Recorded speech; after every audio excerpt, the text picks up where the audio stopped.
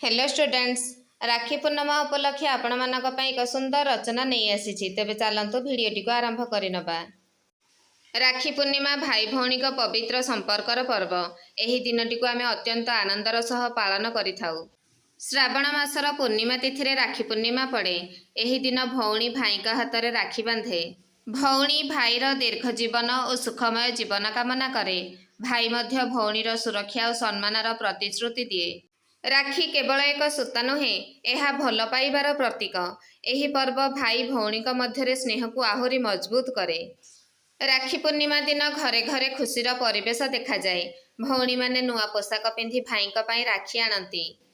भाई माने मध्य भौणी को उपहार देइथांती। एही दिन विभिन्न प्रकारर मिठा और सुस्वादु खाद्य प्रस्तुत हुए। परिवारर समस्त सदस्य एकाठी होई एही पर्व पालन करती। राखी पूर्णिमा आमको परस्पर को सम्मान करने शिखाए। यह परिवारर एकता और स्नेहर संदेश दिए। दूर रे थिबा भाई भौणी माने मध्य एही दिन परस्पर को मने पकांती। राखीर सूता सेमानक मध्यरे थिबा अतुट बंधन को मने पकाई दिए। एही पर्व आम भारतीय संस्कृतिर एक सुंदर परंपरा। राखी पूर्णिमा प्रेम, विश्वास और सुरक्षार पवित्र वार्ता बहन करे। तेणु आमे समस्ते भाई भौणी को पवित्र संपर्क को सम्मान करी राखी पूर्णिमा पालन करिबा।